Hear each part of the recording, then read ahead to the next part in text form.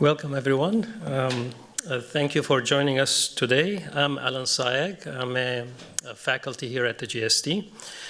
I want to begin by acknowledging that the Harvard Graduate School of Design is located on the traditional and ancestral land of the Massachusetts, the original inhabitants of what is now known as Boston and Cambridge. We pay respect to the people of Massachusetts tribe, past, present, and future, and honor the land itself, which remains sacred to the Massachusetts people.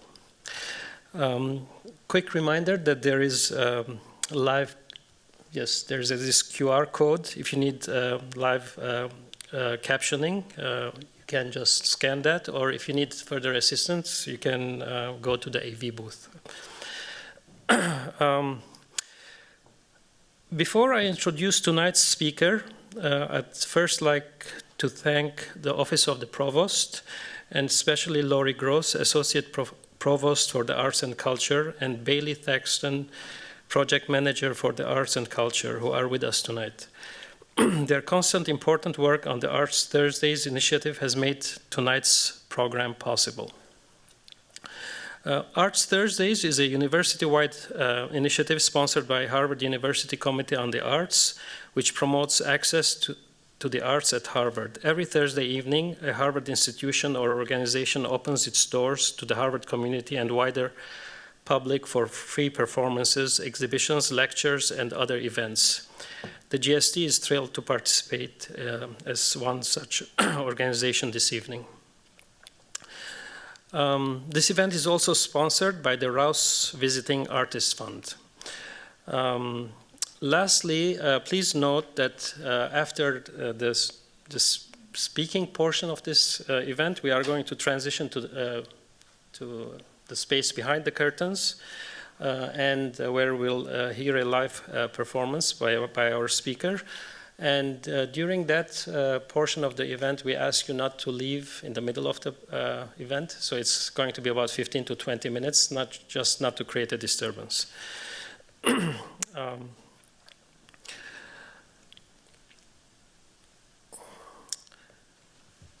So our speaker, Timothy Archambault, a Miami-based polymath with over 30 years of international architectural experience, serves as the Director of Americas for Oppenheim Architecture.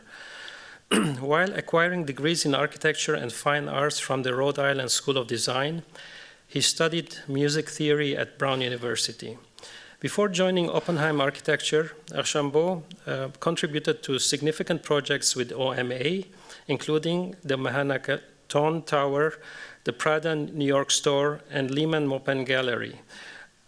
Additional notable projects encompass the Wyly Theatre in Dallas with OMA Rex Architecture, the Walt Disney Concert Hall in LA, and the Guggenheim Museum in Bilbao with Gehry Associates. Beyond his architectural achievements, Archambault is an indigenous flutist and composer. His repertoire includes 20th century indigenous music, contemporary indigenous compositions, and traditional Canadian Algonquin flute songs. Several of his recordings are archived in the Smithsonian National Museum of the American Indian. Archambault is a hereditary senator for the Kichesipirini Algonquin First Nation, a member of Métis Nation of Quebec, and First Nations Composers Initiative. He co-founded The Creative Destruction, a contemporary art collaborative with his wife, Sijo, and co-edited the Encyclopedia of Native American Music of North America. Timothy, we welcome you.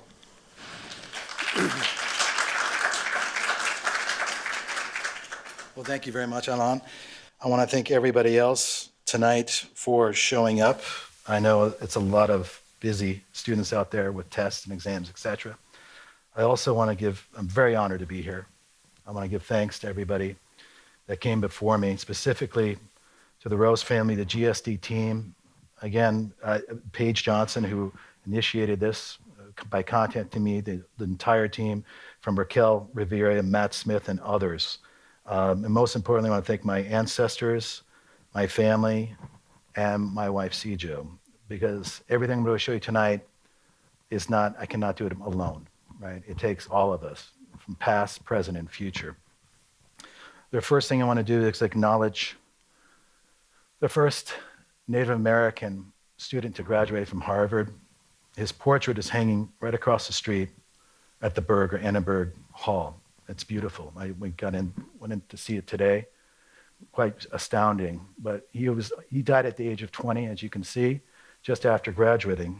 I'm going to think of him tonight. I'm going to also honor all the Indigenous Archambault. Anne Archambault, the former Grand Chief of Malécite-du-Vigier up in Quebec, just recently passed away last year, and also all my cousins and family members in the Indigenous Archambault. 3 parts to this lecture. Part 1 has to do with the void and architecture. Part 2 has to do with ethno-music archaeology, and part 3 will be essentially brontomancy, or onimikig in Algonquin, which means thunder. My new album, and decolonizing indigenous flute and art. There's 3 things I usually do. That's all I've done. Architecture, music, and art.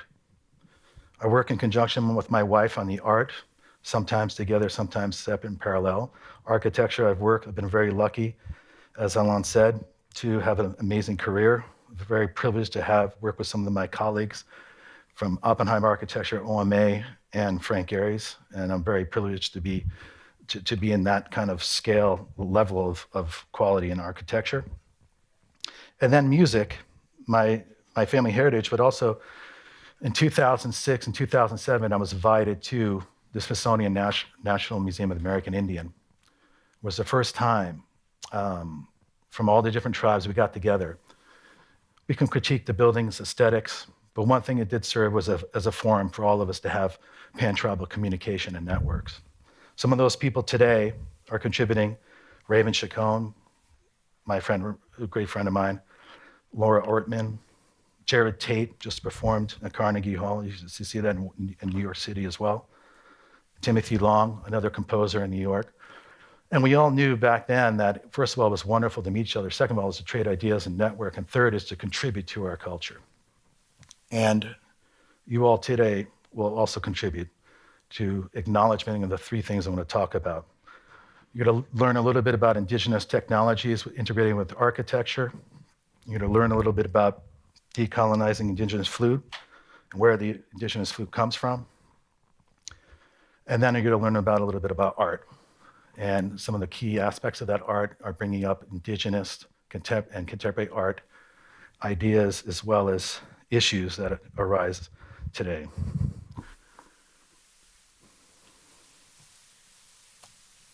The next thing I'm going to show you is essentially, I'm going to go over 3 aspects of the void. This is something space is my medium of choice. I'm in love with it. Always have been, fascinated by it. First pick, 1617, Robert Flood's image of the void. Basically, and it is from his book called Intrinsic Cosmony, otherwise known as the metaphysical, physical, and technological history of the 2 worlds, from the major macrocosm to the minor microcosm. And essentially, he was a Paracelsian physician in both scientific and occult interest. What you see here is basically a representation of nothingness that was prior to the universe. Because of 1617, we know it was before Malevich, this black square. Malevich knew about this. In Greek, on the sides and the 4 sides is written, translated, and so on to infinity, and so on to infinity, and so on to infinity. But this idea of space, that things which is the medium of architecture, is my number 1 priority, followed by materials. Music, we know it's the ethereal nature of music and material of space, which music is translated from. It's very abstract. And the ideas of beginning and end, the ideas of the void in the Western world, this is one of them. I would add into infinity 3 more times. On the z-axis, basically in the middle, a picture going in that direction, 1 above and 1 in the center, which relates back to indigenous culture. Because I lived in Europe, North America, and Asia with my wife, in Beijing for 8 years. There's also the ideas of the concept of the void in Asia. And one of the things I want to bring up, and I'm sorry, I'm going to go back to the Western philosophy. I'm just going to summarize some things I've written down here. In Western philosophy, okay, the concept of the void of the medium for music has been explored by thinkers from ancient to modern times. It appears in various forms, such as the gap between appearances and transcendental archetypes, Plato, the space of potentiality, Aristotle, or the realm beyond human perception, Kant. The void of space as the medium for music serves as a metaphor for the limitations of human knowledge and perception, inviting contemplation of the mysteries beyond our understanding. The void is confronted in existentialist thought as the inherent lack of meaning and purpose in the universe, Sartre, Camus, and in nihilism and postmodernism, the rejection of traditional metaphysical frameworks, Nietzsche and Lyotard. In the silence of music, the void of space challenges conventional notions of meaning and truth, prompting Western philosophers to confront existential questions about the nature of existence and the search for meaning amidst uncertainty. And obviously in the scientific realm, we know that sound travels through space as a wave carrying energy from a source to receiver. And the propagation occurs via the vibration of particles in the medium, allowing sound to traverse the void of space, reach its destination or listeners, echoing the philosophical exploration of medium through which music resonates in the mystery it unveils. In Eastern philosophies, I don't know, anybody practice martial arts here? Self-defense? Okay. This is an Enzo circle, dated from the 15th century. And it symbolizes the revelation of a world of the spirit without beginning and end. The concept of the void is deeply intertwined with Eastern philosophical thought, including Buddhist philosophers who expounded on the concept of emptiness, sunyata, as a fundamental aspect of reality. Similarly, Taoist philosophers in Lao Tzu and Chuang-Tzu explored the notion of the Tao, the underlying principle of existence, which is often described as a void from which all things arise. Just as music arises from the silence and returns to silence, the void is the space from which all phenomena emerge and to which they ultimately return. It is within the silent void that the symphony of life unfolds, expressing the interconnected harmony of the cosmos. In indigenous philosophy, I'm using this, the medicine wheel symbol, but actually, this is the medicine wheel of the Blackfoot Nation in Alberta, the oldest one in North America, from 5,200 years ago. Emptiness is not seen as something lacking, but as an integral part of the cyclical nature of life, where all forms dissolve to make way for new growth and understanding. The void is a space of stillness and reflection, which one can address deeper truths and insights. The center of the sacred circle here, the void symbolizes not only the interconnectedness of all things, but also the sacredness of silence as an integral aspect of existence in the great mystery. The void, understood as a space of potentiality, renewal, and balance, is akin to the silence within music, serving as the medium through which the sounds of existence resonate. This is one of the examples of archaeology, and you'll see others coming, where I also want to think about its use today by the Blackfoot Nation for their ceremonies. It's on top of a bluff and it overlooks a valley where the buffalo used to reign. I'm not going to speak for the Blackfoot Nation. I'm going to let them have their ceremonies and keep that secret and let them talk about it. But for me, it's more of an archaeological site as an instrument to control the landscape. And you'll see in the future what I'm talking about. Now, my modern architecture, these are some of the concepts that has inspired me throughout my whole life. I also try to distill indigenous technologies throughout all the modern architecture I do. It's my responsibility and my heritage to do this. And essentially, the first things we do, which usually at other firms, I'm not going to name names, don't do, is to look at the sky, the sun, the moon, the wind, the earth orientation, all of it first. Simple thing. But a lot of firms are more interested in the formal implications, and then the sustainable and regenerative aspects come later as a residual operation. So now I'll give you a little buzz reel of the work we do at the office. We work internationally. After that, We're going to focus in on two projects that will basically describe the indigenous technologies we're doing in some of the key projects today around the world.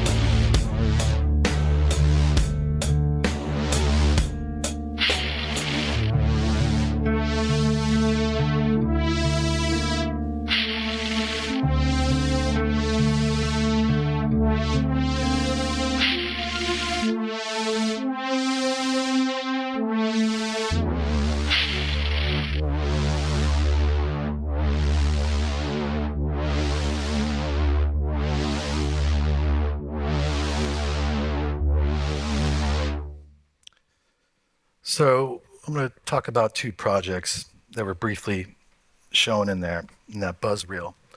But before we get into that, I want to talk about some indigenous architecture. This is up in Canada. This is a wigwam. The key here is the sandwich construction. It's a compression structure, 3 parts, outside, middle, inside, right?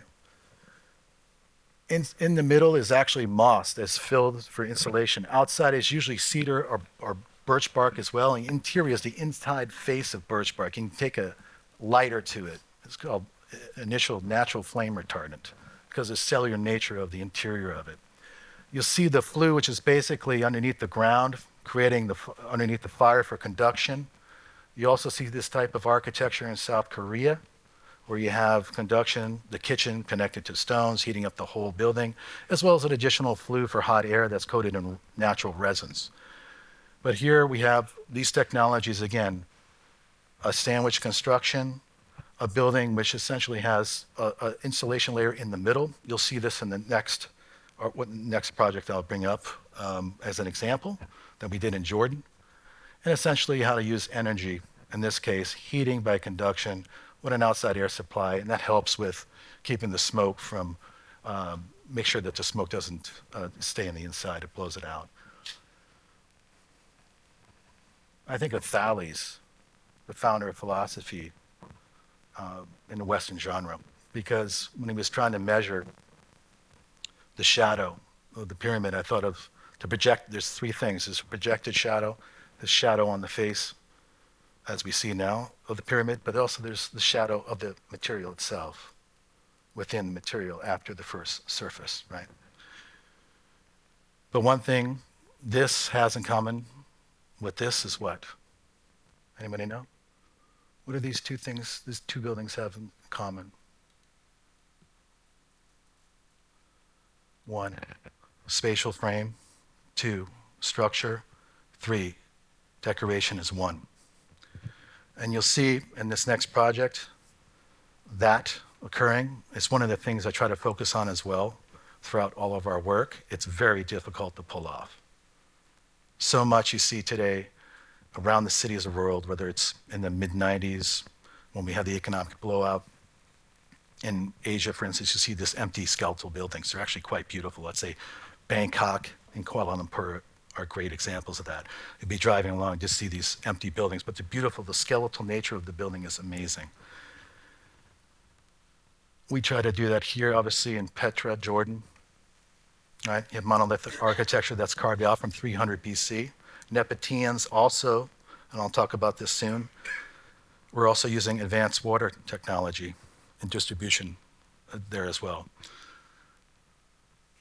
This project we did, it's a Gulf Education Center, clubhouse, school in Isla, Jordan, just on the border of Israel. A monolithic, sits over basically the desert, utilizes the spans for structure, and it's a sandwich construction, like I said in the beginning. It's basically a monolithic structure of spray-on concrete, shotcrete. In the middle is spray foam insulation. Sociologically, we brought down people to teach the local community how to build it. Cartesian grid, extruded up to create the curves, bunch of rebar in situ location with mesh, and built and spray, like I said before, spray shot concrete, forming the outside and inside. Mimicking the dunes, we also wanted to utilize thermal cooling and integrating the sand into the mix. It's very important that the color would fade over time and mimic the sand tones you'll see in the last slide. Also, creating cool pools, basically sunken recesses inside the building, which are seated areas where people will be cooler than outside. The temperature differential from outside to inside is approximately 20, depending upon time of year, from 20 to 30 degrees. You can see here the subtle, the bigger the span, the thicker the edge or spandrel of the roof. Also, the recessed glazing, very important. Why? We want to have direct sunlight onto the glass. Majority of the day, big overhangs. You're going to get hit in the morning, hit in the afternoon with direct light.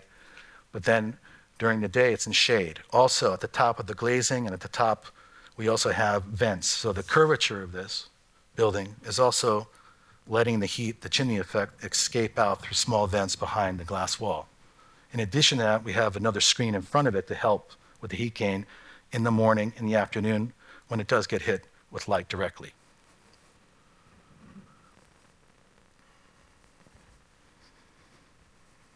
Again, framing nature.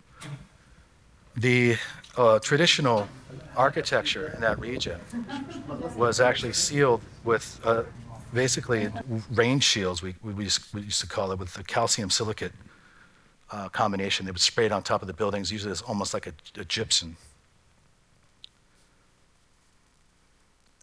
And what's the indigenous methods there, and this is the Bedouin tribes, was to try to, again, use the shading, the rain shield, the calcium sulfite mixture, sand installation, use the wind so that over time, basically the building would have the sand go on top of it. This just shows a section. You can see it, basically, those of you who are architects, with the glazing wall, and the screen on the outside, the glazing wall, et cetera, and then the vents on top over there at the left so the hot air can go out. And again, this surface over time is now fading. It's going to become closer to the desert sands, and the sand was going to blow up on here. It's actually growing plants on top of this, creating an insulation shield.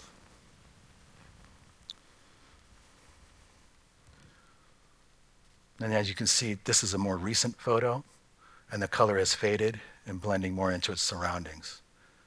Montezuma's Castle, I don't know if anybody's been there. Pretty amazing. And you'll see this a lot. But basically, you know why it's located on a cliff? Anybody? First is solar heat gain during the times of year, the different solstices. The lower sun angle in the winter will heat up the building. During the summer, it's higher, so it's going to be in shade. Second was defense. The interesting thing is, if you ever go there at other cliff dwellings in the Southwest, which I highly recommend everybody do who's an architect here, and in general, they would tap into the aquifers below the earth.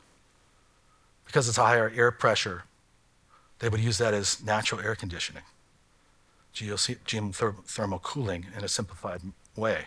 But you go there and it's amazing because you'll be in a space and there'll be a stone in the corner. You can pull away and cool air comes out. Well, it's like 120 degrees out there.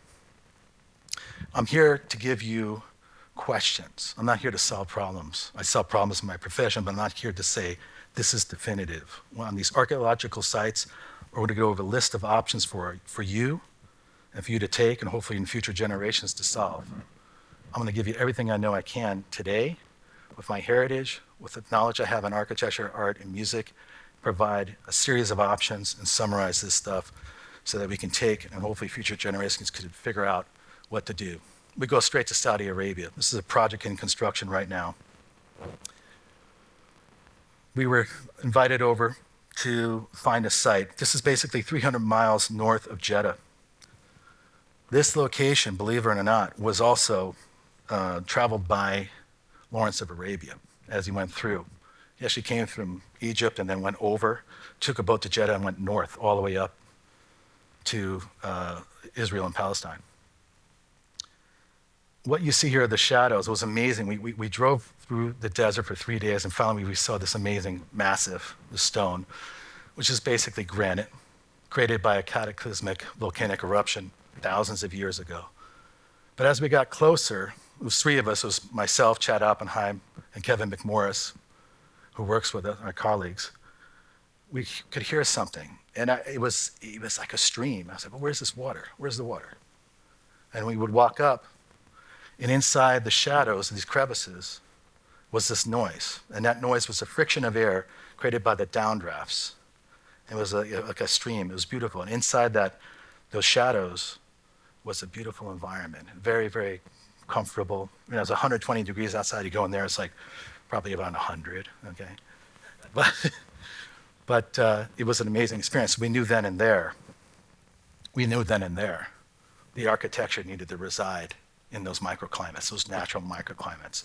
Rather than dropping the building on or creating an autonomous building that's just sitting on top of nature, we integrate with nature. Again, indigenous principles. And this is just showing at different lights.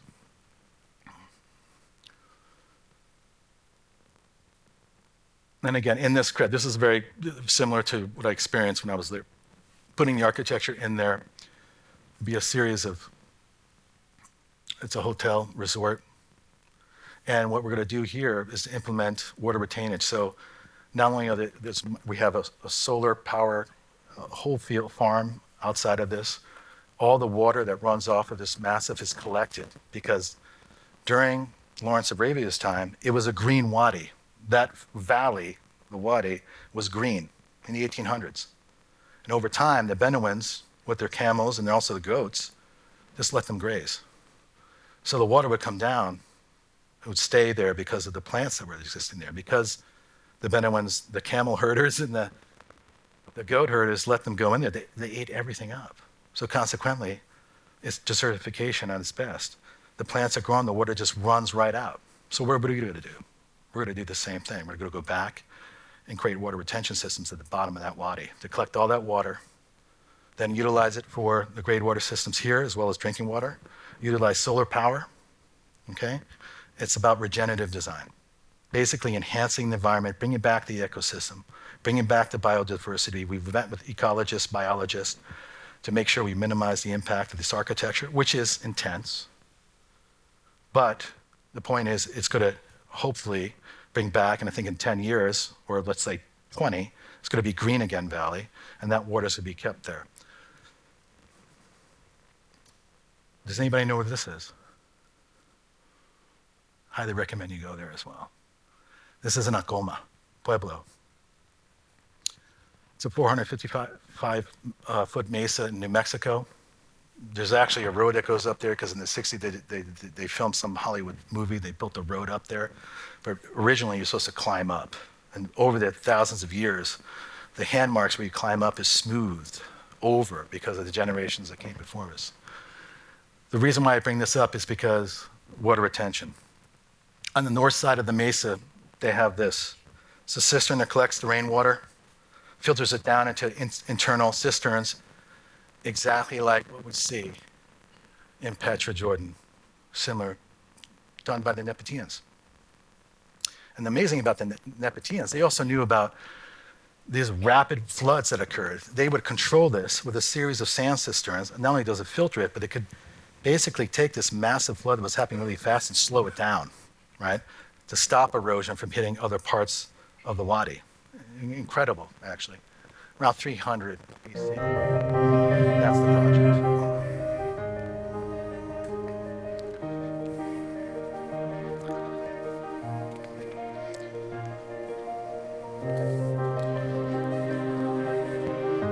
In construction now, by the way.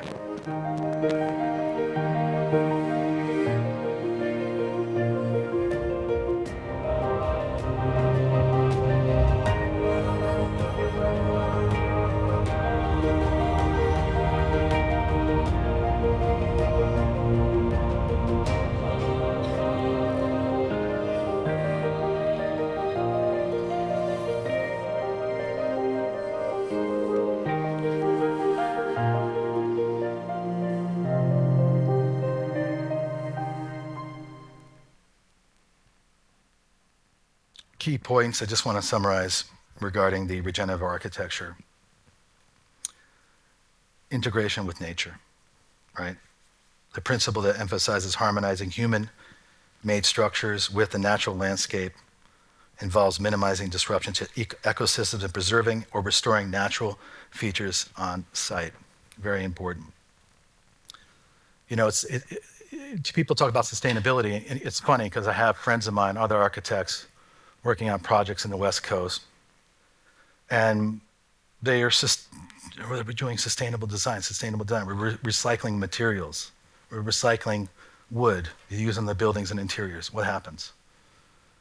They're toxic. They're usually reclaimed from toxic, and you gotta make sure all this stuff is checked out. The key with this whole recycling thing is, what happens with all this plastic? It's recycled, but it's still toxic. Right? We need to get off of plastics, period. Okay? And regenerative design is sustainability, basically zero energy, and then you're enhancing, you're going further than that, right? But again, all goes back to indigenous cultures. So when we go work in Saudi Arabia, how did the Nepenthians live? How did, right, the Benuans live? What did they use, right? And in North America, what did the indigenous people use in all different parts of the continent? And it's very important to note, Native American indigenous tribes, each tribe was like a different country, distinct. It had its own musical cultures, it had its own food cultures, depending upon the geographical location where it resided. But that being said, back to the summary of architecture key points. So again, sustainable resource use, right? Efficient use of resources and crucial to regenerative architecture, including designing for energy efficiency, using renewable energy sources and selecting materials with a low environmental impact and non-toxicity, resilience and adaptation, given the increasing frequency of extreme weather events occurring now, other environmental challenges, regenerative architecture focuses on designing structures and communities that can adapt and withstand such threats. Ecosystem restoration. Like I said before, restoring the ecosystem, whether that be water, animals, people, etc. This can include initiatives like creating wildlife habitats and integrating plants and green spaces into urban areas or other areas that were indigenous to that location. Cultural and social well-being. Regenerative design considers the well-being of occupants in the broader community, utilizing local, indigenous technology and enhancement. It aims to foster a sense of belonging, archaeological, anthropological, ecological, educational, and promote multicultural histories. Closed-loop systems. The principle aligns with the circular economy concept. It seeks to minimize waste, promote the reuse and recycling of materials within the building and construction industry. And then there's the long-term thinking, right? Basically, a holistic view of a project's life cycle encompassing not just its construction, but also its operation and eventual decommissioning back to nature. This ensures a lasting positive impact on the environment and society. Next, I'm going to talk about ethnomusicology. Part 2. Very important. Decolonizing indigenous flute. Right? First theory was, oh, the origin of the flute, Europeans brought it over. And then tribes just rapidly copied it. Wrong. And it's sad because, certain friends of mine from different tribes, older than me, that I learned, studied with in a certain brief manner, that's what they believed. Why is that? Second one, indigenous flute originated from synergy. I call it the synergy theory, right? Between Europeans and indigenous people. Then it rapidly was copied and rapidly progressed all over North America. Wrong.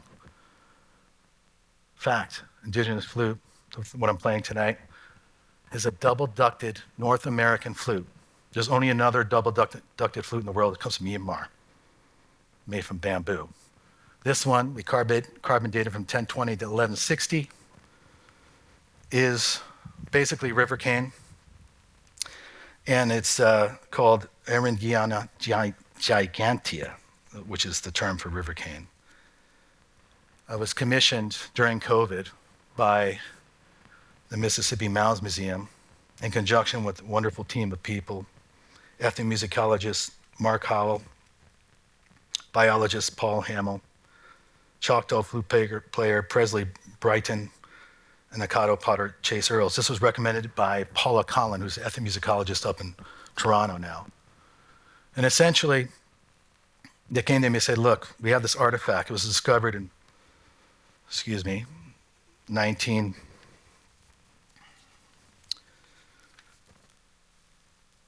1932 by Sam Dellinger and his team in this bluff in northwestern Arkansas. And in here, in this bluff, was a series of artifacts. The flute was one. There was a rasp. There were some shakers or rattles. There were just, thankfully, the acids in the soil kept, but it was, pretty old. The wonderful thing about this site, we did reverberance recordings there, so we went and recorded. They went and recorded, not me because it was COVID, the natural reverberance of the bluff, so I can use that in my recording. But their intent was, they asked me, Tim, we need you to compose some music for this artifact. We're going to recreate it so that when people go into the museum and they see the artifact or they see this type of architecture or remnants of artifacts from this region, basically in the Mississippi Valley and all the way up to central Arkansas, from the Natchez and other tribes, they want to hear the music at the same time they're looking at it in the museum, right? So for me, it was like, well, wait a minute. We got to think about this. Like, what were the tribes back then? No one really knows. Natchez was one, others Osage, because a lot of tribes are forced over because of the Trail of Tears, located in Oklahoma. So let's talk to the local tribes there now. Let's talk to the tribes, look at the historical books in the past. Let's work together and develop, based upon the artifact, we can interpolate the size of the flute and make replicas, and then assess the replicas. We did 4.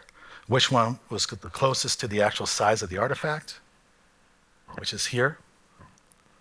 Again, 1933 flute excavations. And which one was the closest? And this is the actual piece today.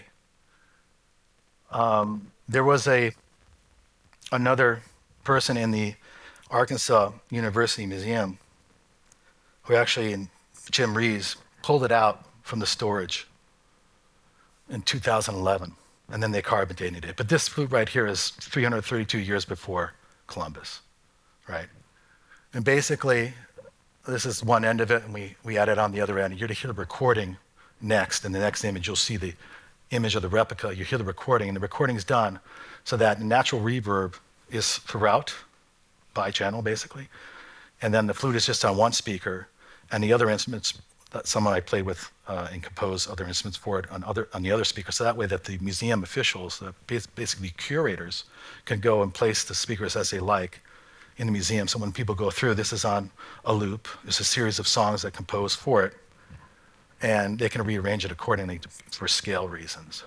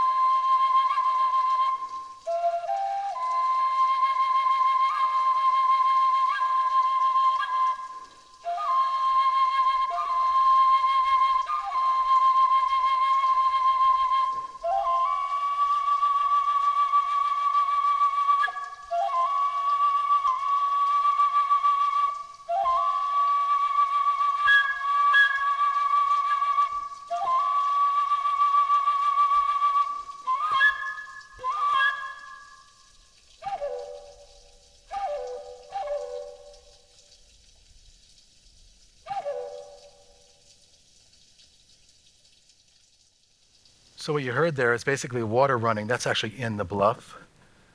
And again, the fragment of the flute that you saw on the previous slide was just up to here. We know because there's a node in the river canyon. There's a node here. There's a node here. And then the internode was just the open airspace, which is basically two ducts. Basically, it's two air chambers, one here and one here. The distal is here, and the proximal is here. Two-chambered duct flute, North America, Indigenous innovation. This is the oldest one we have today. I'm sure that we're going to find more. I hope to find more. But there's also a typological evolution we can talk about, and I can have a whole lecture just on this. But they commissioned me to compose songs for that, and that song you heard is called the Sunrise Song. I made it up. Basically, I wanted to make sure I could use the range of the instrument, push the instrument as much as I can from the lowest note to the highest note, see what it could do. And also, essentially, because it's interesting, because, Native American flute, and I'll get into it a little bit here, this is a very small flute, it's about this big, and the holes are tiny. That in itself, I know, from a musician standpoint, there's not a lot of shading, not a lot of glissandi, right, where we're actually slurring the note, making the note softer. It's more staccato. Right, up and down treatment, more percussive element of how this flute could have been used.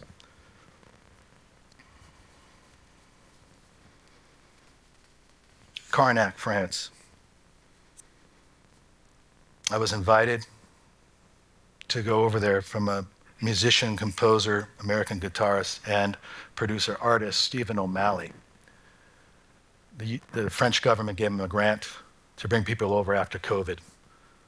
Myself and Raven Chacon were the two indigenous people from North America to go. He also brought people over from Switzerland, etc., to go and look at these stones. And the wonderful thing is, we were brought into areas and brought into the structures that the public wasn't allowed to. It was a very special thing. There was a limited amount of audience.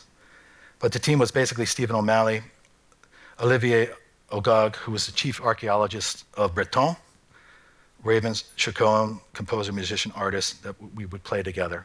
And I've known Raven, as I said, since 2006, so we already kind of know how to play together. But the most important thing was to see what would come out of this.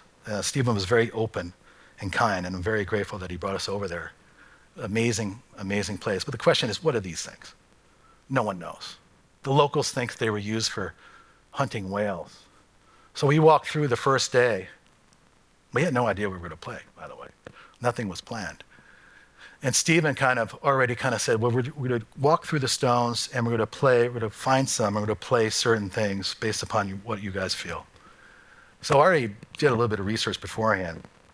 And I was interested in specifically instruments that are pertaining to that region.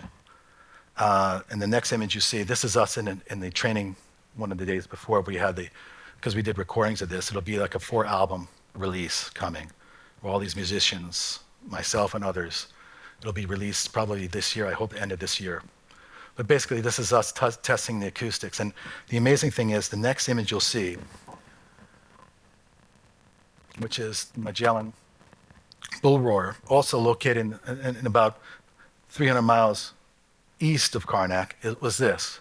This is made out of bone, deer antler, to be specific, and filled and carved with iron ore. Now the carving on it, we can think about that. Music composition, inscription of the landscape, etc. But the amazing thing is these are subsonic instruments. They're called free aerophones. And they use them, and they're found all over the world. In Australia with the Aboriginals, North America with all the indigenous tribes, South America, Europe, etc. And it's subsonic. So the Aboriginals would use them, bull roars, to communicate over miles. And if you can hear it, you can turn it up a little bit, please. That'd be great for the next slide.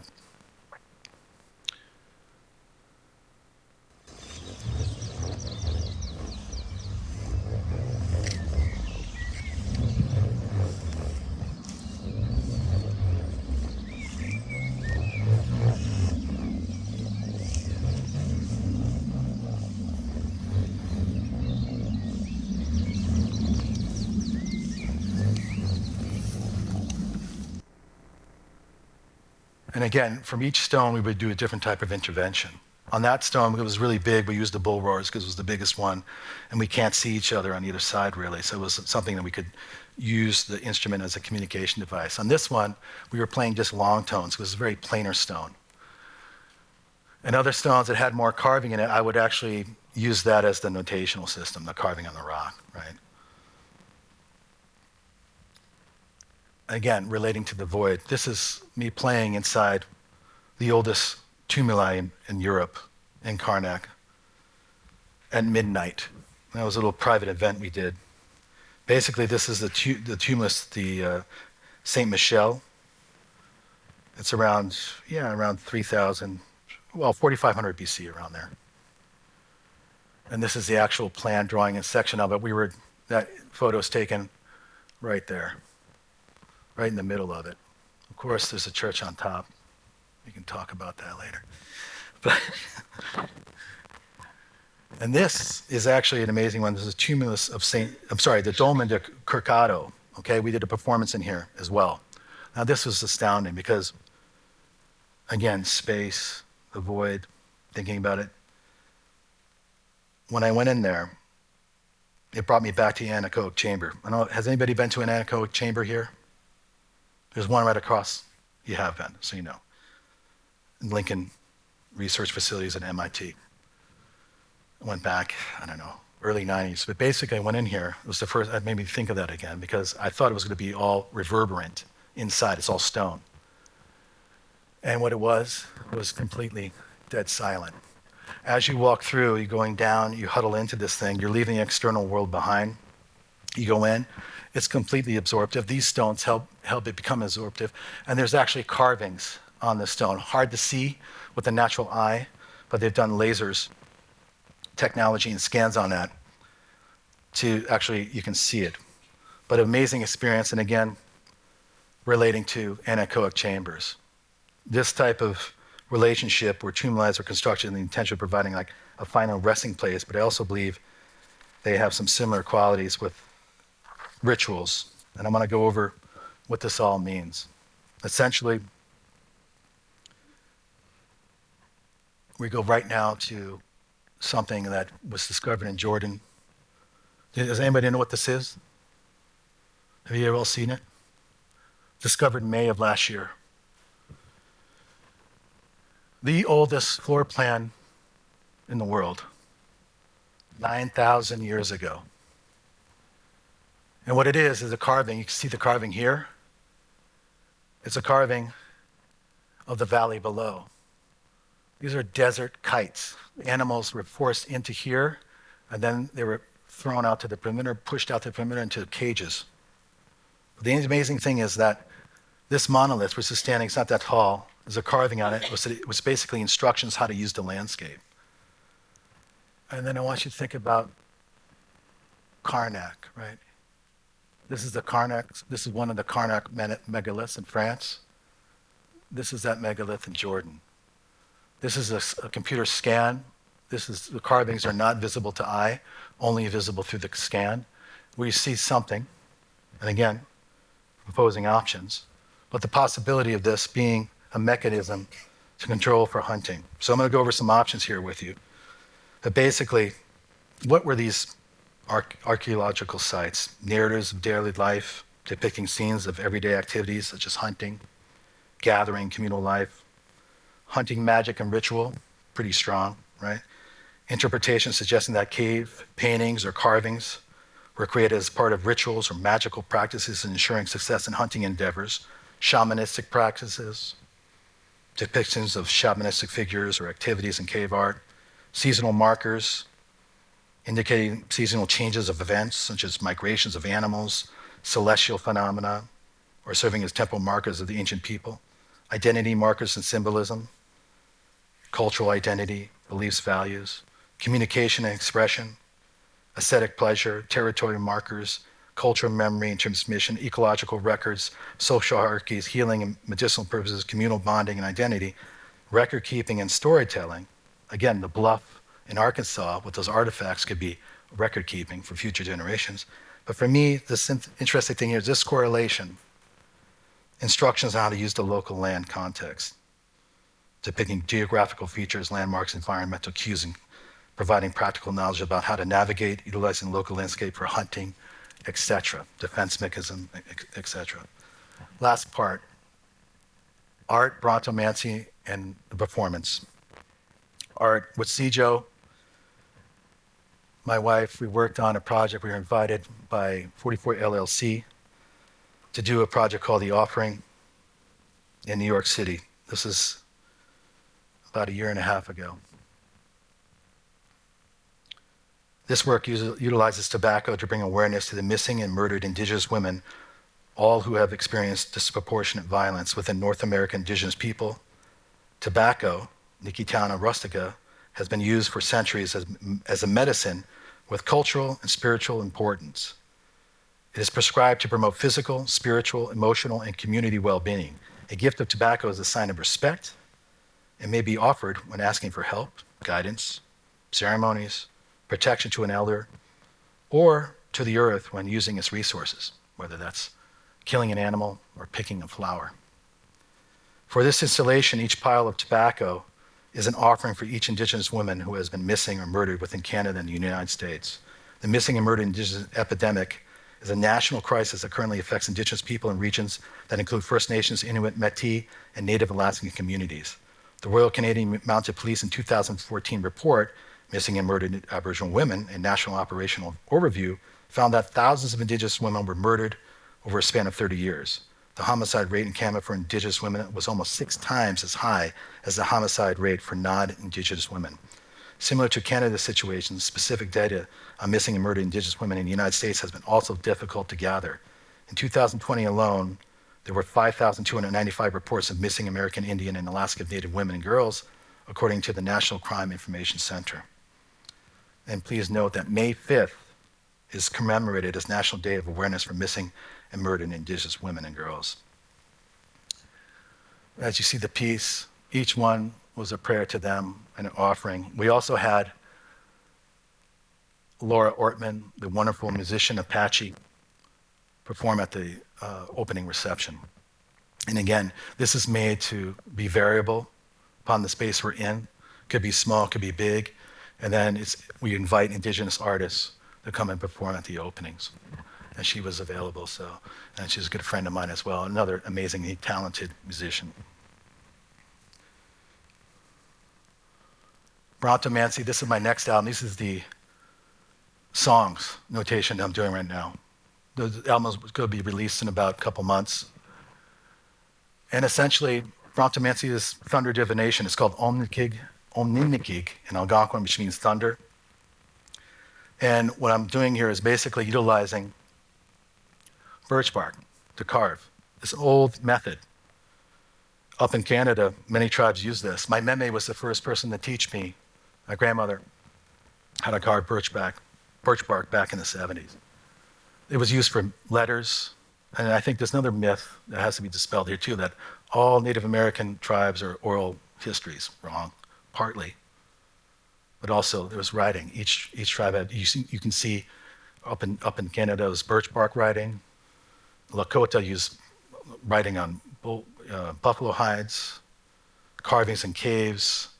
There were canes that were carved for roll calls, as well as handing down rules and regulations for certain ceremonies. But basically, this is carving birch bark. The notational system is all new, which is you see on the right. Each one is a song. Each one highlights a different extended flute technique, of which tonight you'll hear all of them. The first half of the performance will be very simple. The second half opens up, and you're going to hear a lot of different of these techniques. The album kind of forms in a symbolic way around thunder, types of thunder, claps, peals, rolls, rumbles, inversions, and cloud to ground, which inspired me to do this. But each symbol, as you see, like these, represents a different flute technique.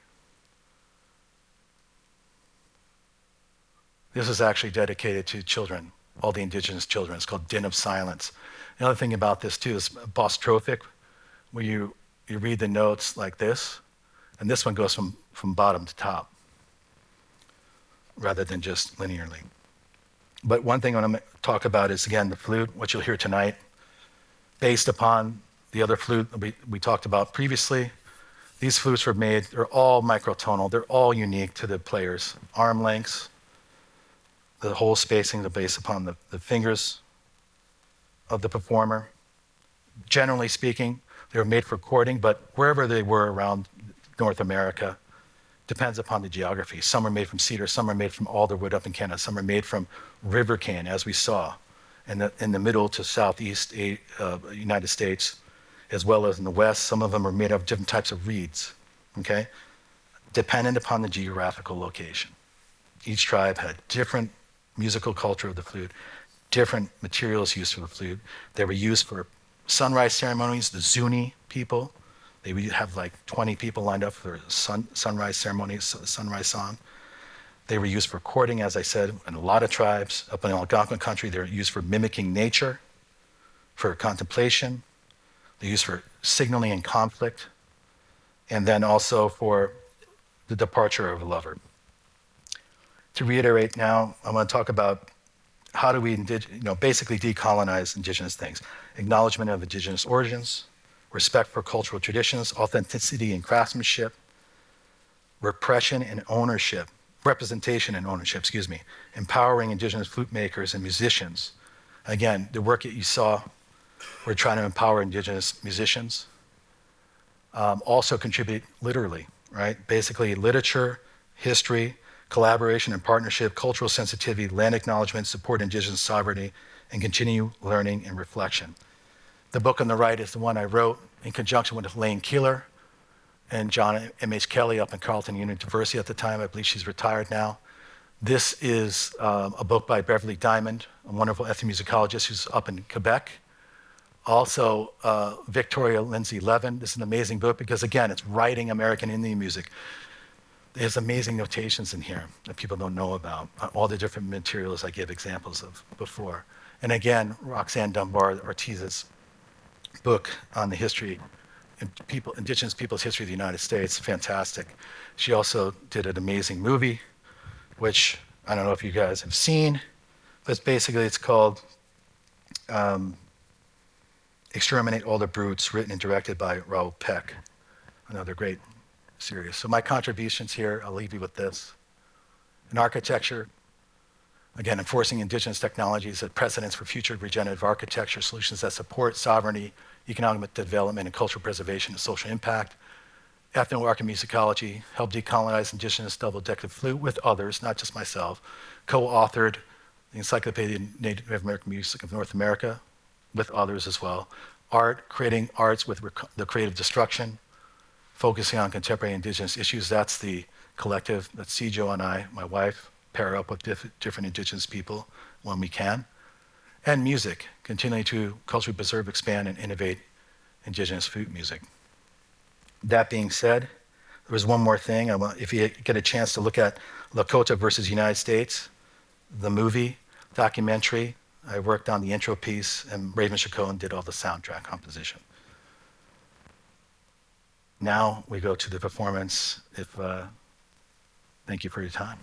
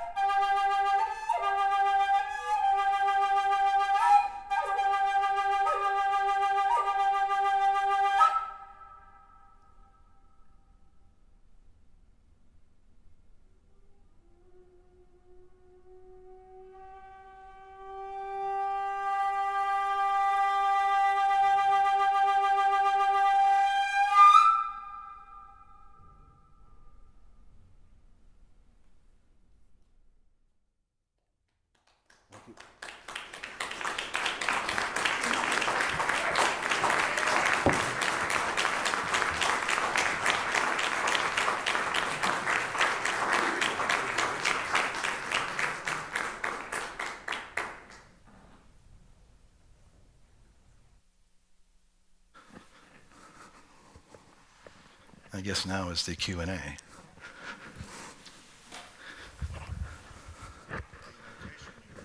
Yes, sir. The carving is an old methodology. A lot of people carved. The notation is mine, yes. And one thing I have to say, in playing this, as many ceremonial performances traditionally, is the breathing. Right. You know, you do this for an hour. It puts you into a different mindset, and a lot of the ceremonies did that. Ghost dance is one, for instance, which people would pass out after dancing for 5 hours. No one would touch them. They would have visions or dreams in their unconscious state. And when they were dancing around, the person in the center would either have a raven feather, which is the raven's a symbol of the gateway between the spiritual realm and the physical realm, a raven feather or a piece of white cloth. And as they saw people dancing, they would start to stagger. They would go up to them, flash. They wouldn't touch them. They would flash them in front of their eyes, and they would pass out. And when they passed out, like I said, they would have dreams. And some of them would dream of songs. Some of them would dreams of meanings from their ancestors or their uncles or parents or whatever. But others would have dreams of songs, and they would use that and share that song for the next ghost dance. They would practice and rehearse it, and they would do it over and over and over again. So I think that's very important ghost dance is one of the most important things for pan-tribal cultural retrieval. But that type of methodology, whether it's dancing or breathing, it's not a moderate metric system, basically a standard metric system in music, right? Which is 1, 2, 3, 4, 1, 2, 3, 4. And a lot of indigenous songs, it goes from 3, 4, 1, 2, 3, 1, 2, 1, 2, 3, 4, 5, 6, 7, 1, 2, 3, 4. And what does that do? Your heart rate is regular. You start breathing like this with an irregular tempo, it puts you in a different state. It happens all the time to me, and I want to continue it, but I don't do circular breathing. I could try, but I have a heart problem, so I don't push it. But yes. That's, and I hope you could see the first half was very simple, long tones. Lights go out. So the first half was about acoustically, just the flute itself, the simplicity nature of the flute with electric lighting. Second half, no electric lighting, electric sound, right? And then in darkness. And extended flute techniques, which a lot of those techniques will be on the new album. Each song is, the album is, each song is very specific to an extended flute technique, which goes back to the origin of the notation, and it's highlighting an extended flute technique that I do. I try to innovate as much as I can on the flute. So.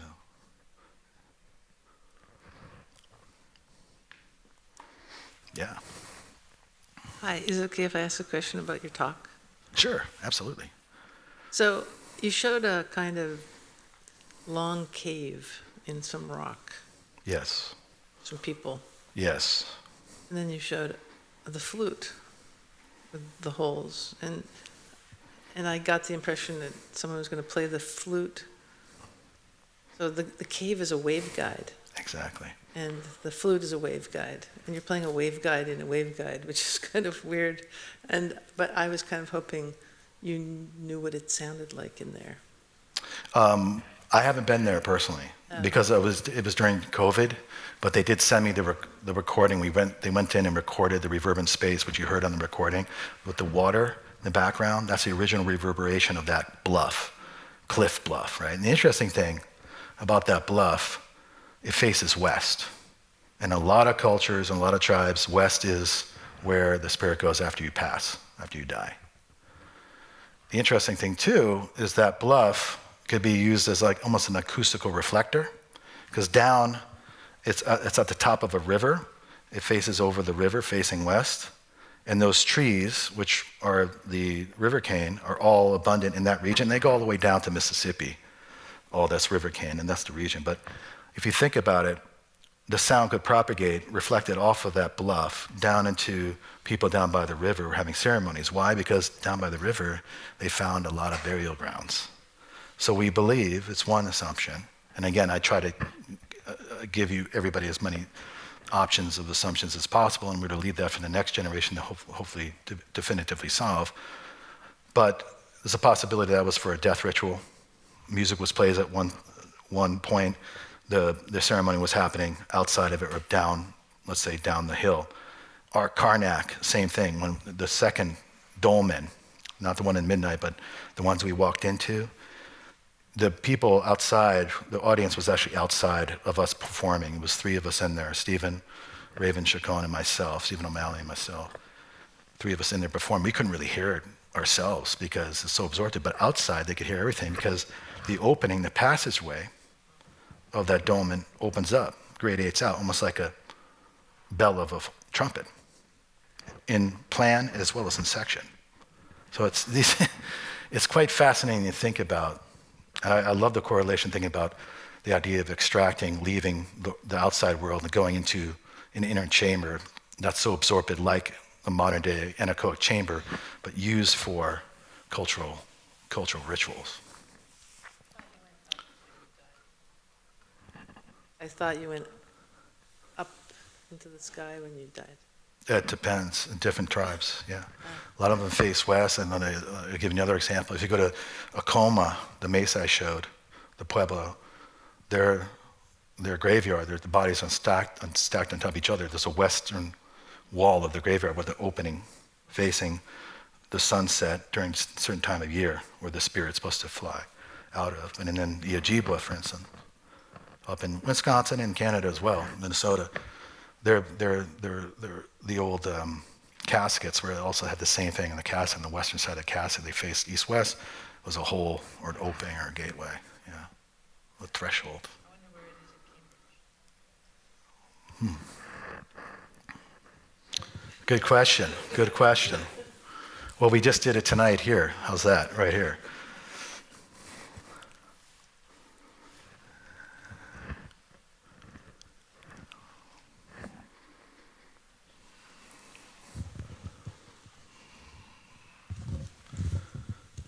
Thank you. That was wonderful. Super interesting. Thank you. Do you play any other instruments, is my question. Yes. And what's the sort of...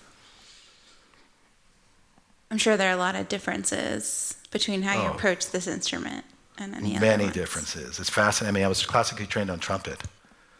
And trumpet is a very cerebral instrument. The indigenous flute, I feel very fluid on, but it's taken time. It takes a lot of time to play like yourself, you know. I tell people they want to learn. It's like, don't follow me. I mean, you can use it as a bass and other flute players, but then you have to find your own original voice, right? And that only comes with deep introspection and just time. I mean, honestly, the compositional work, as well as the flute, by the time I got in my mid-40s, I felt more free. I think I was caged in a lot, specifically with music composition, with the serialist or the whole tone school. And then at a certain point, you want to just express anything you feel and have the freedom and liberation to do so. And that I really felt in the mid-40s. I felt free to compose and write. But the first instrument I was trained in was classical trumpet, which I still play to this day, but it's again, because of the 3 valves, it's a very cerebral thing. Then I was self-taught on electric bass guitar. So I used to play in punk bands growing up, from DC all the way up to Maine. CBGB's played there a lot when I was younger, in the 80s, when I was like 15 years old. Can't believe my parents allowed me to do that, but that's another thing. But yeah, so 3 instruments.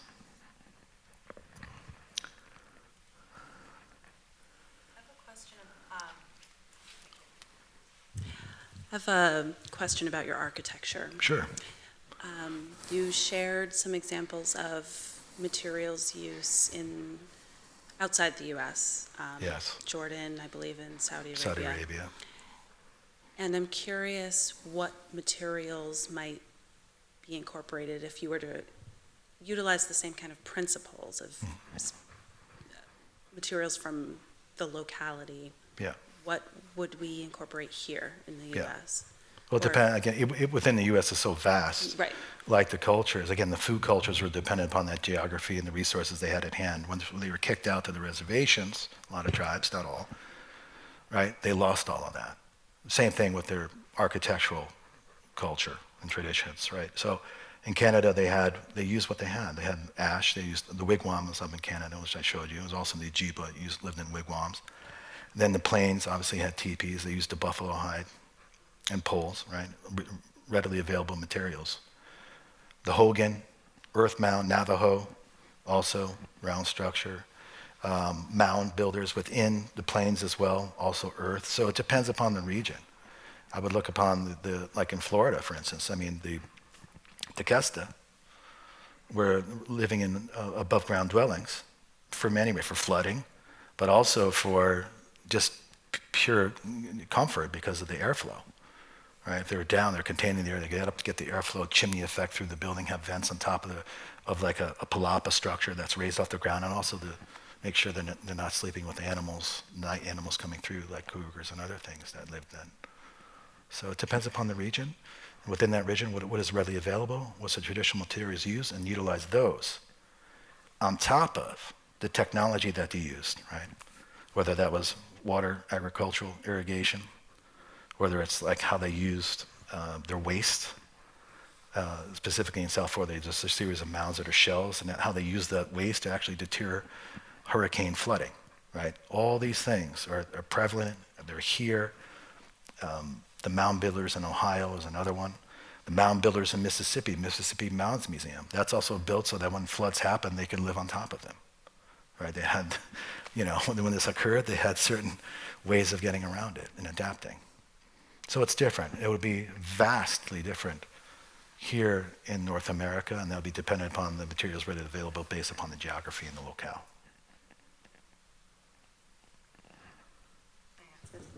Of course. As I think about the housing crisis locally, but Yes. Globally as well, how could we incorporate some of these solutions to work with the earth and also house humanity? It's fascinating. It's a good question. I think Chaco Canyon is a good precedent to start with. I don't know if you've ever been there. It's near Four Corners in New Mexico.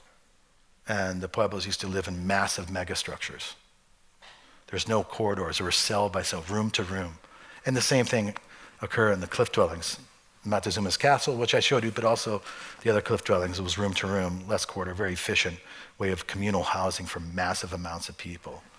And I think a cellular makeup, meaning no corridor, very simple construction, but done in a very ecologically friendly way, where it's not a massive tall building, but maybe it's consolidated buildings that also like Pueblos, where people can live together, foster community, and use natural resources to build with.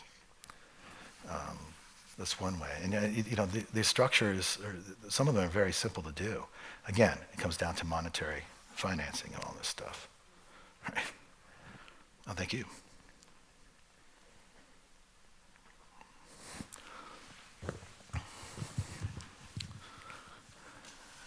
Thank you so much for that very interesting lecture and also performance. I have some questions about performance. Sure. And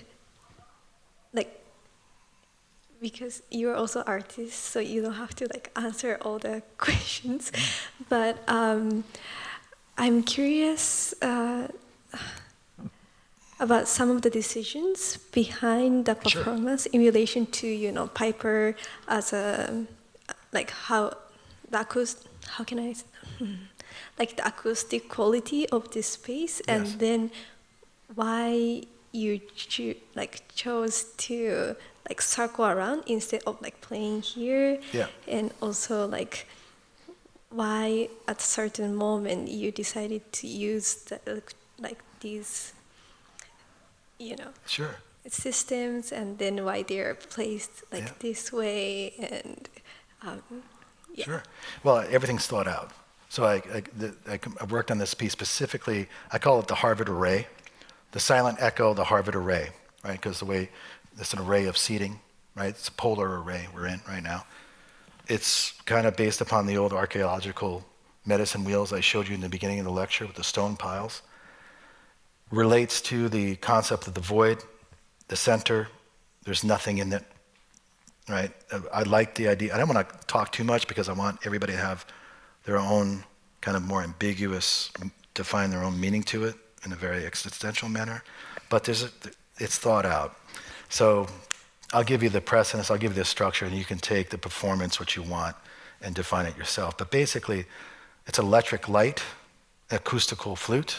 I'm going in counterclockwise direction, which in a lot of tribes, the ceremonies in counterclockwise direction, it was about cultural retrieval, going back in time to gather, right? I'm reclaiming space here in Massachusetts, at Harvard, right, in a way, right? So we're claiming a space here tonight for to remember indigenous people and to celebrate indigenous flute and the evolution of that.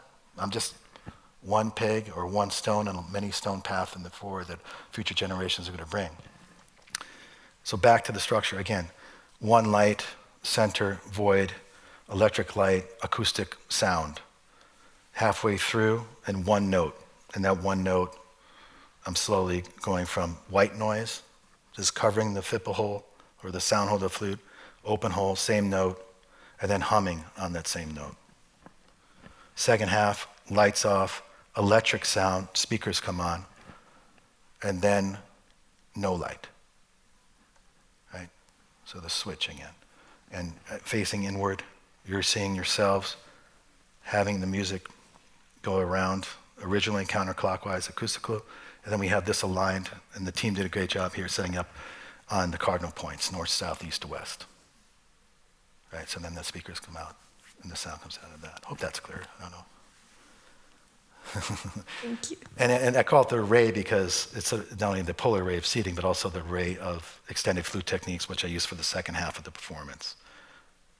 Right, we have resolute tones, artificial polyphony, multi-fingered trills, flutter tongue, etc. So, and multiphonics. Sorry. Yes, sir. Thanks for the great performance and the great lecture. I have a quick question about, you're very methodical in your thinking. Yeah. And you're very systematic in Yes. how you present. And you're dealing with material that's very poetic and spatial. Yeah. Do you ever use a language-based narrative construct at all in this? No. And can you elaborate on that a little bit? I don't use a construct, narrative construct. I do improvise. The second half was all improvised. But there's, again, I'll use the multiphonic oscillation. That's the warble that you heard on the tonic note as a base to set up certain techniques. You can define that as a narrative, but it's all improvised. That second half is very improvised. The first half is more structured. Yeah.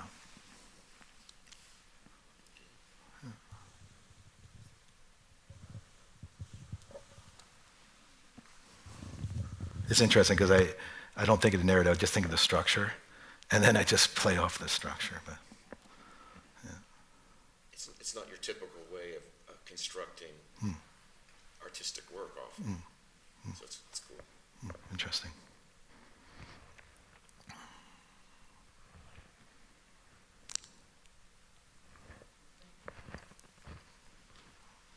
Thank you again. Pleasure. Thank you.